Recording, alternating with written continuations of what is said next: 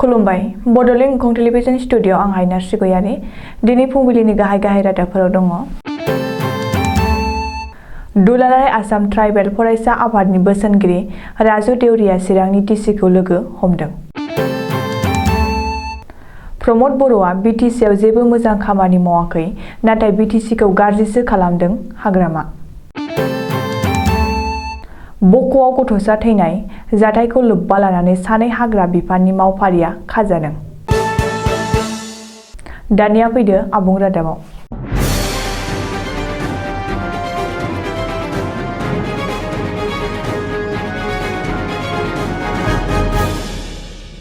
गुवाहाटी गोजौ बिजिरसालिनि senior advocate आरो आथिखालाव दुलाराय आसाम ट्राइबेल फरायसा आफादनि बोसोनगिरि राजु देउरिया दुलाराय बड'लेण्ड आयेनारि फरायसा आफादनि आफादगिरि आरो नेहाथारिफोरखौ लोगोआव लानानै चिरां जिल्लानि जिल्ला बेंगिरि नरेन्द्र कुमार साहुखौ समबारखालि लोगो हमदों।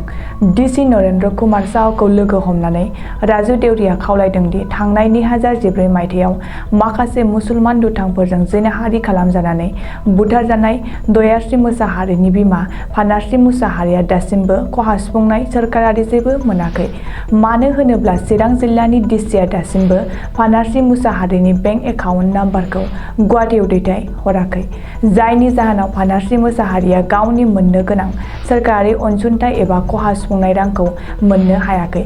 बेनिखायनो ट्राइबेल हारिनि गांनाय उखैनायखौ सानग्रा सेनियर एडभकेट राजु देउरिया गावनो फैनानै लोगोसे दुलाराय बड'लेण्ड आयेन फरायसा आफादनि आफादगिरि आरो नेहाथारिखौ लोगोआव लाफानानै चिरां जिल्लानि डिसि नरेन्द्र कुमार साहाखौ लोगो हमनानै गासैबो बाथ्राखौ फोरमायदों।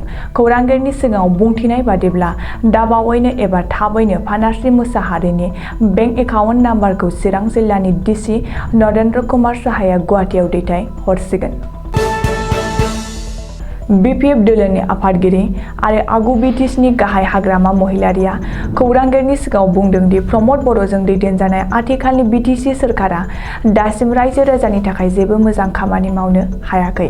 सिगांनिख्रुइ साबसिन खामानि मावनो होननानै रायजो राजाखौ थगायबोदोंल'। बिटिसिनि बेन्दोंआव थानाय जौगालु नेरसोन हिसाबै प्रमद बर'आ मोनसेखौबो गाव मावनाय होननानै आसि दिन्थिनानै होनो हाया। बेनिखायनो प्रमद बर'आ सासे थगायसुला दैदेनगिरिसो होननानै हाग्रामा महिलारिया बुंबावदों। मानो होनोब्ला बड'लेण्ड मुलुगसोलोंसालि, बिनिसर Brahma engineering college, CIT, medical college आरो गुबुन गुबुन बिथिङाव दासिम बिटिसि ओनसोलाव जायखौ नुदों बेफोर गासिबो बिपिएफ दोलोआसो बानायलांनाय। नाथाय दिनै प्रमद बर'आ गावनि थाखानाय गोहोखौनो रायजो सोरखारनो हरफिननानै रायजो राजानि जेबो मोजां खामानि मावनो हायाखै। प्रमद बर'आ दासिम अमा फिसिनाय आसनिनि अनगायै जेबो मावनायनि बिदिन्थि गैया होननानै हाग्रामा महिलारिया बुंबावदों। कामरुप जिल्लानि बक'आव मैदेर होनो थांनाय फरेस्टारनि गुलिजों नांजानानै 2 बोसोर बैसोनि उन्दै गथ'सा थैनाय जाथायखौ लोब्बा लानानै पुलिसआ सानै हाग्रा बिफाननि मावफारियाफोरखौ खादों। पुलिसजों खाजानाय हाग्रा बिफाननि सानै मावफारियाफोरा फारियै ग्रेड 1 फरेस्टार इम्तियाज आहमेद आरो फरेस्ट गार्ड सिद्धार्थ सिन्हा। बिसोर बाहायनाय 315 बरनि राइफल आरो 8 खालि कार्ट्रिजखौबो पुलिसआ जब्द खालामदों। बेनि अनगायैबो बिसोर सानैबो कामरुप जिल्लानि बिजिरसालियाव लांनानै पुलिसआ सानथामनि थाखाय जिम्मायाव बिदोंमोनब्लाबो सानसेनि थाखायल' पुलिसनि जिम्मायाव लाखिनो थाखाय बिजिरसालिया बिथोन होदों। नोजोर होनो गोनांदि सिगां कामरुप जिल्लानि हाग्रा बिफानारि DFOआ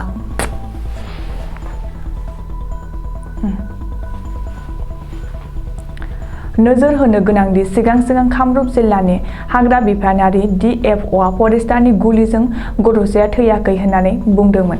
नाथाय जायगानि रायजो राजानि नारसिननाय आरो गुलि नांजानानै जोखोम जानाय मालबिका दैमारिनि फिसाय आरो थैनाय उन्दै गथ'सा आरबि दैमारिनि बिफा भृगु दैमारिया बक' थानायाव हाग्रा बिफाननि हेंथायै एजाहार होनायाव नायबिजिरनो थाखाय पुलिसआ जाथायजों लोब्बा थानाय हाग्रा बिफाननि सानै मावफारियाफोरखौ एरेस्ट खालामनो गोनां जादों। ओजोंहाय गुलिजों जोखोम जानाय भृगु दैमारिनि बिसि मालबिका दैमारिनि हालोदा गुवाहाटी मेडिकेल कलेजआव जोथोन लानायनि उनाव गाहामाव फैगासिनो होननानै सुलुङाव फोरमायदों। दिनै फुंबिलिनि रादाबा एसेनोसै। गोजोन्थों।